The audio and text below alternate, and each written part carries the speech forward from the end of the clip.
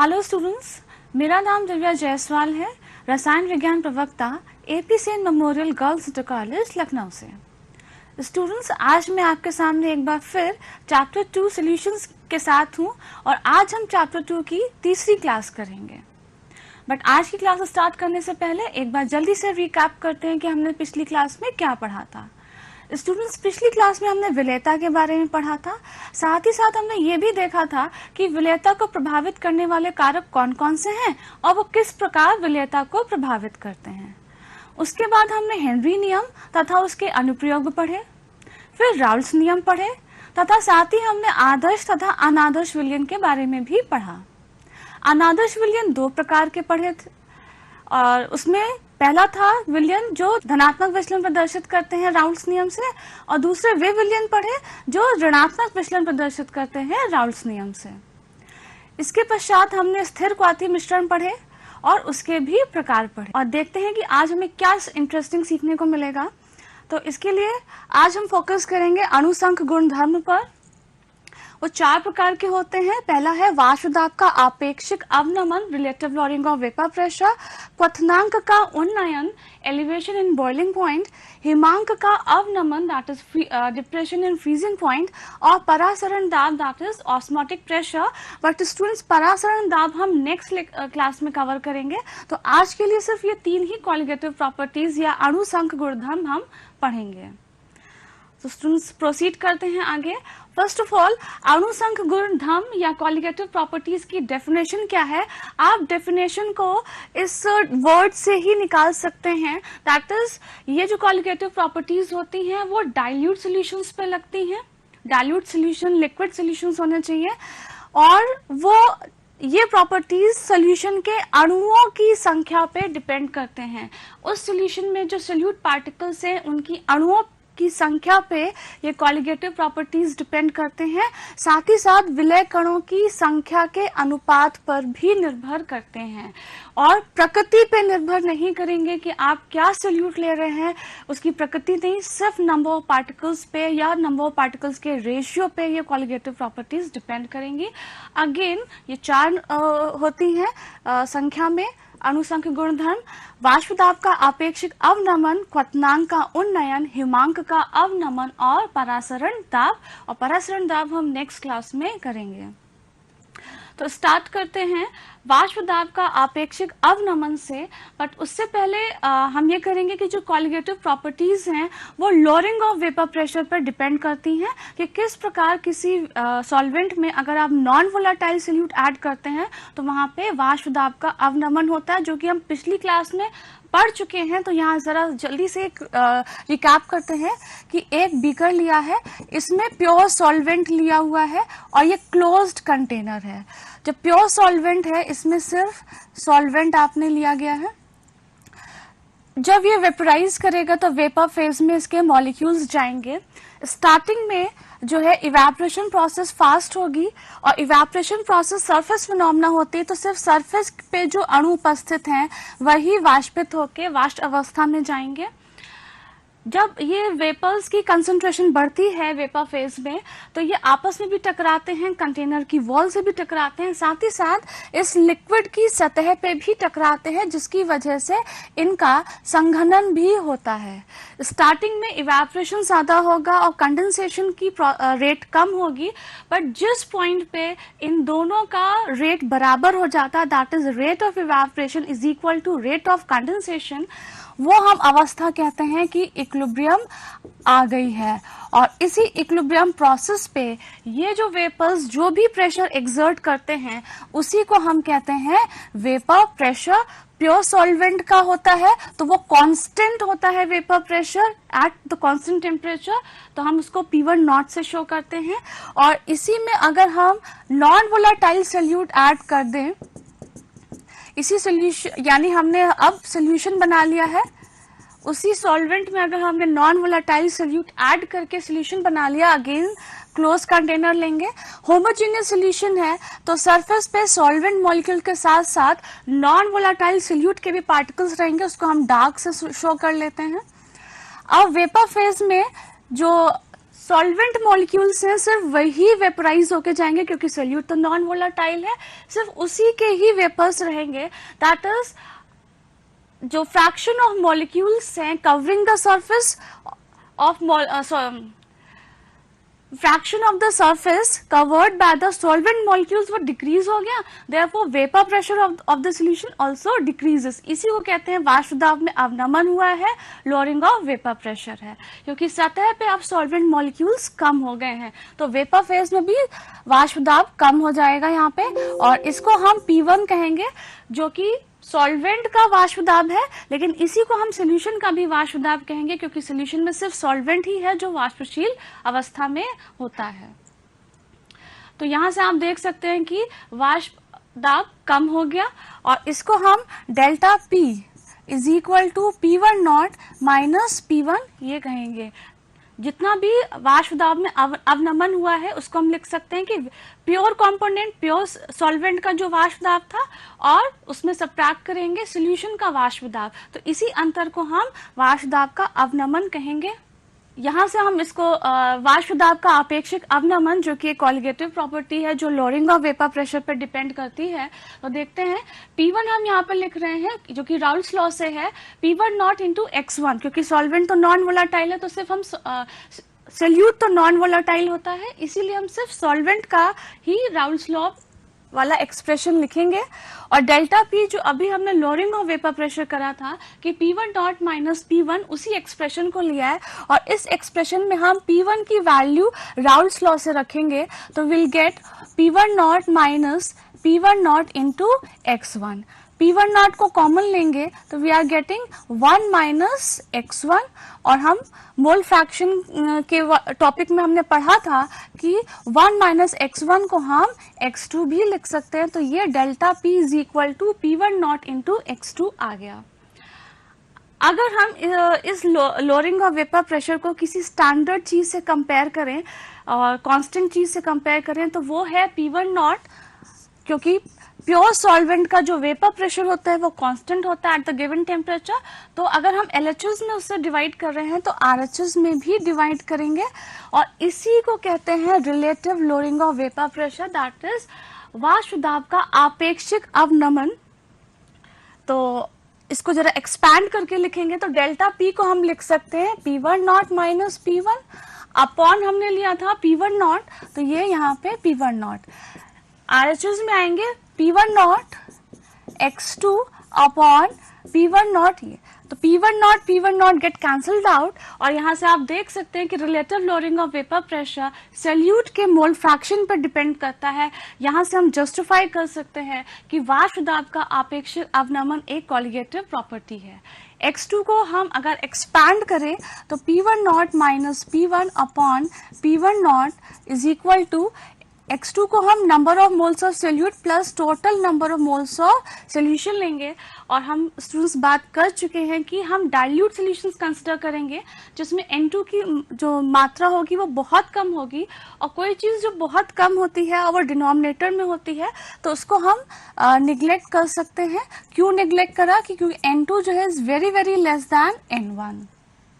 इसको फर्दर अगर एक्सपैंड करें तो P1 not minus P1 upon P1 not is equal to W2 upon M2 into W1, और M1 से हम डिवाइड करेंगे तो वो ऊपर जाएगा, तो ये M1।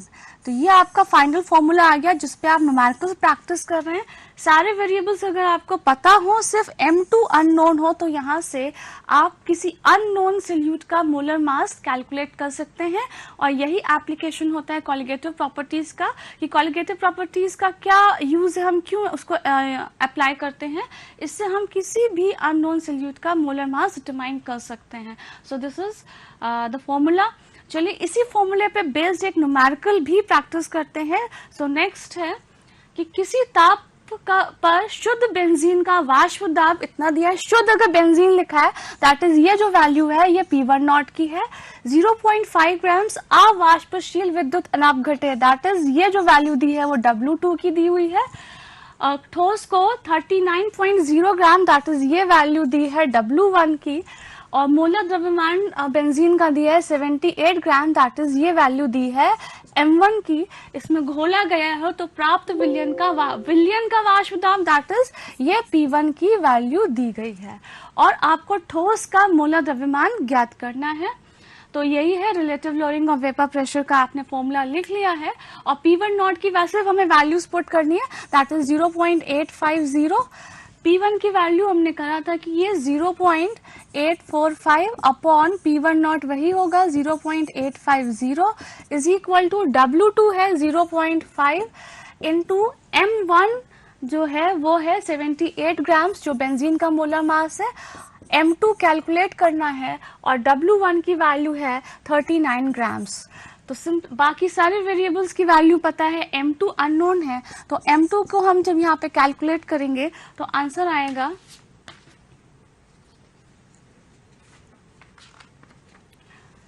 तो M2 इज इक्वल टू 170 ग्राम पर मोल।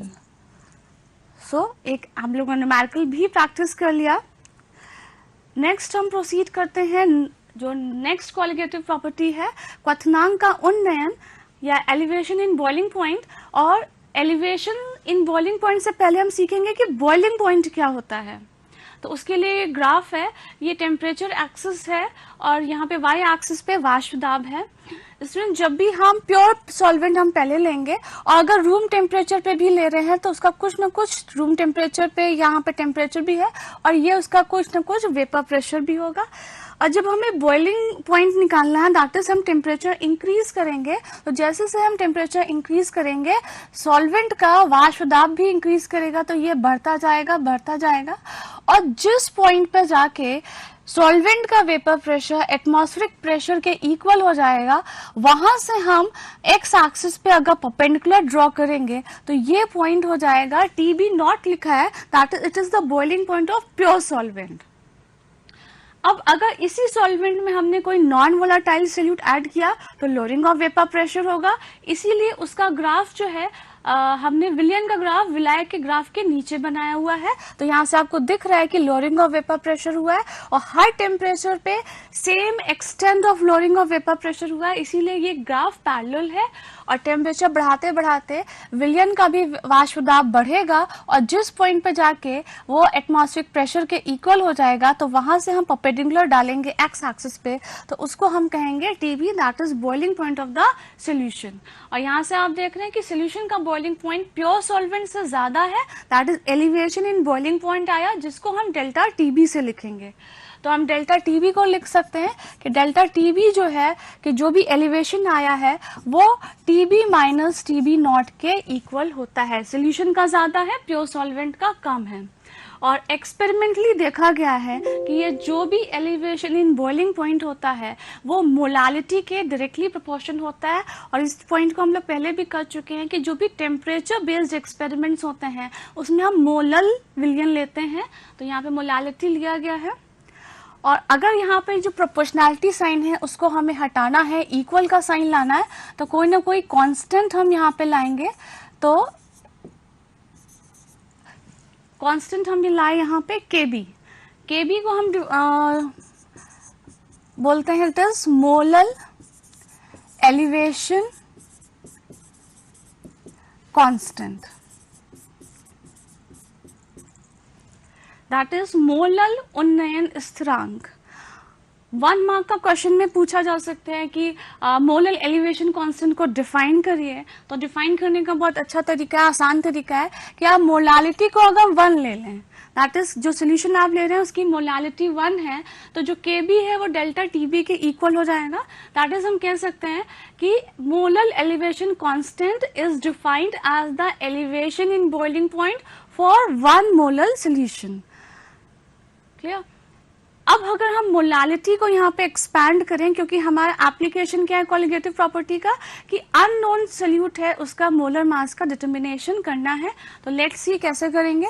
तो delta TB is equal to KB, molality को हम लिख सकते हैं W2 upon M2 into W1 और ग्राम्स में होगा तो 1000 से इसको डिवाइड करेंगे जो कि ऊपर जाएगा न्यूमरेटर में मल्टीप्लाई हो जाएगा ये।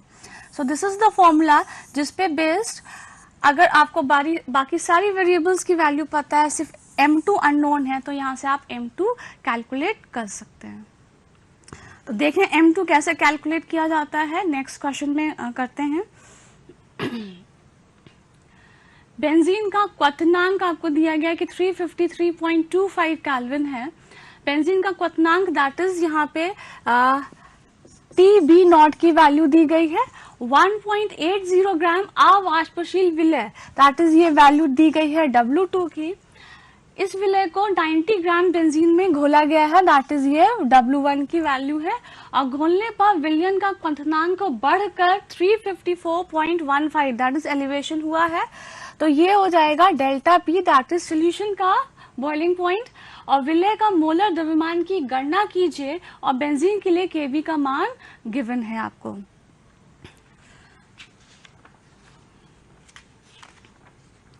तो यहाँ पे फॉर्मूला है हमारा पास।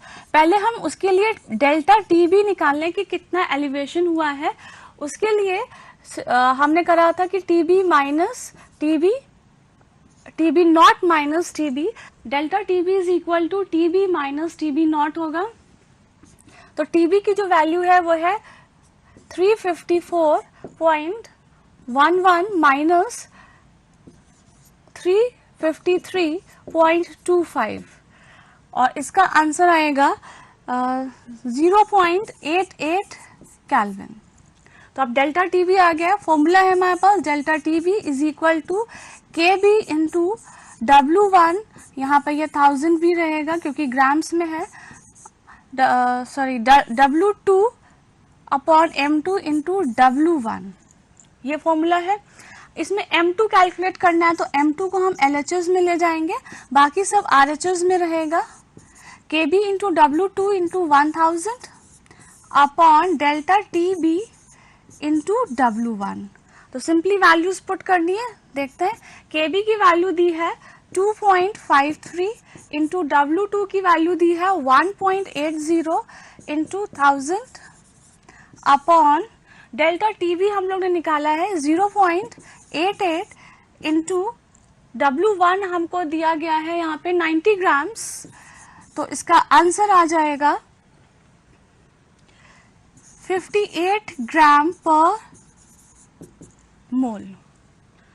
तो ऐसे इस तरीके से हम एलिवेशन इन बॉइलिंग पॉइंट वाले एक्सपेरिमेंट से भी किसी अननोन सॉल्यूट का मोलर मास डिटरमाइन कर सकते हैं।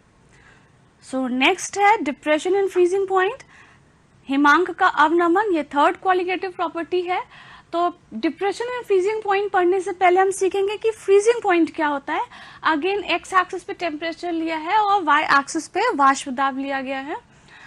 पहले प्योर सॉल्वेंट लेंगे, द्रव विलायक लेंगे, और अगर हमें फ्रीजिंग करना है, उसको जमाना है, तो हमें टेम्परेचर लो डाउन करना पड़ेगा।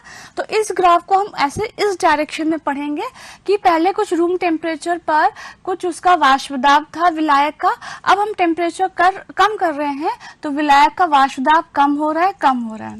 उसी विलायक का कुछ हिमांकित विलयन है, दैट इज फ्रोजन सॉल्वेंट है, जो कि सॉलिड स्टेट में होगा, और इसका जो भी वाष्प दाब है, अगर इसका हम टेम्परेचर बढ़ाएंगे तो इसका वेपर प्रेशर बढ़ेगा। सॉल्वेंट का वेपर प्रेशर कम हो रहा है टेम्परेचर जब हम कम कर रहे हैं, और ये फ्रोजन सॉल्वेंट जो है उसका अगर हम टेम्परेचर बढ़ा रहे हैं तो वेपर प्रेशर बढ़ रहा है। जिस पॉइंट पर इन दोनों का वेपर प्रेशर सेम हो जाता है, और you can say both the हिमांकित विलयन और द्रव विलायक दोनों जिस पॉइंट पे, जिस टेम्परेचर पे कोएग्जिस्ट करते हैं, एक साथ मिलते हैं, तो वो टेम्परेचर कौन सा है उसको आइडेंटिफाई करने के लिए टेम्परेचर एक्सिस पे परपेंडिकुलर डालेंगे, तो वो हो जाएगा TF not, that is freezing point of pure solvent. अब हमने इसी सॉल्वेंट में कोई नॉन वोलाटाइल सोल्यूट ऐड कर दिया है तो वो विलयन बन गया है। अब जब नॉन वोलाटाइल सोल्यूट ऐड करेंगे तो लोअरिंग ऑफ वेपर प्रेशर होगा, दैट इज विलयन का ग्राफ हमेशा विलायक के नीचे रहेगा, और सेम एक्सटेंड ऑफ लोअरिंग होती है हर टेम्परेचर पे, तो ये ग्राफ पैरेलल आएगा। टेम्परेचर लो डाउन कर रहे हैं तो विलयन का भी वेपर प्रेशर डिक्रीज करेगा, और जिस पॉइंट पे जाके ये फ्रोजन सॉल्वेंट के ग्राफ को इंटरसेक्ट करेगा तो वो टेम्परेचर का हमें फाइंड आउट करना है, तो हमें इस पॉइंट से टेम्परेचर एक्सिस पे परपेंडिकुलर डालना है। तो वो जो टेम्परेचर आएगा वो है TF, that is freezing point of the solution. और आप देख रहे हैं कि प्योर सॉल्वेंट का फ्रीजिंग पॉइंट ज़्यादा है और सोल्यूशन का फ्रीजिंग पॉइंट कम है। तो यहाँ पे क्या हो जाएगा, इस डिफरेंस को हम डेल्टा TF कहेंगे और यही डेल्टा TF जो है वो डिप्रेशन इन फ्रीजिंग पॉइंट है। तो जिसको हम अगर निकालें तो delta TF is equal to TF not minus TF। और एक्सपेरिमेंटली यहाँ भी देखा गया है कि डेल्टा TF जो है वो डायरेक्टली प्रोपोर्शन है मोलालिटी के। अगेन प्रोपोर्शनैलिटी साइन अगर हमें हटाना है तो कोई ना कोई कांस्टेंट चाहिए जो हमने KF लिया हुआ है, और KF को हम यहाँ पे बोलते हैं molal depression constant, that is molal अवनमन स्थिरांक। इसको भी हम डिफाइन करते हैं, जैसे कि हमने KB को डिफाइन किया था, तो उसके लिए हम मोलालिटी को 1 ले लें तो हम कह सकते हैं कि molal depression constant is equal to depression in freezing point for 1 molal solution. अब देखते हैं कि इस एक्सपेरिमेंट से हम किसी अननोन सॉल्यूट का मोलर मास कैसे कैलकुलेट करते हैं। तो उसके लिए हम मोलालिटी को एक्सपैंड करेंगे फॉर्मूले में।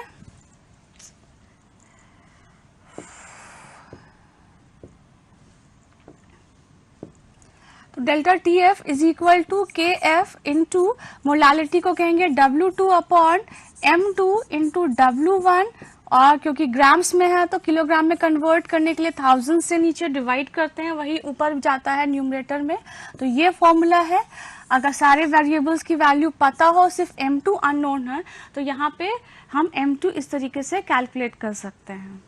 तो इस पे भी बेस्ड एक न्यूमेरिकल करते हैं फटाफट।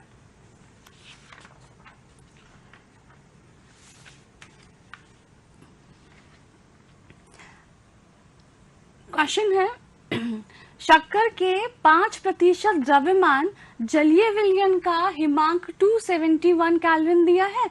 यदि शुद्ध जल का हिमांक 273.15 केल्विन है तो ग्लूकोज के 5% जलीय विलयन के हिमांक की गणना कीजिए।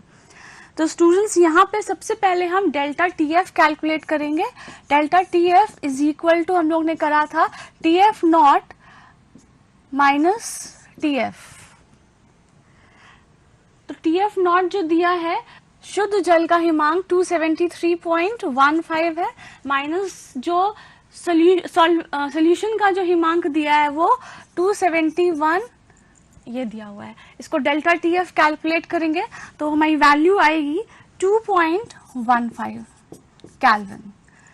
अब हमारे पास फॉर्मूला है डिप्रेशन एंड फ्रीजिंग पॉइंट का, delta TF is equal to KF into W2 upon M2 into W1 into ये 1000। यहाँ पे दो तरीके के सोल्यूशन लिए हैं, 5% सोल्यूशन शक्कर का है और 5% सोल्यूशन जो है वो ग्लूकोज का है। तो फॉर्मूला तो दोनों के लिए सेम ही लगेगा।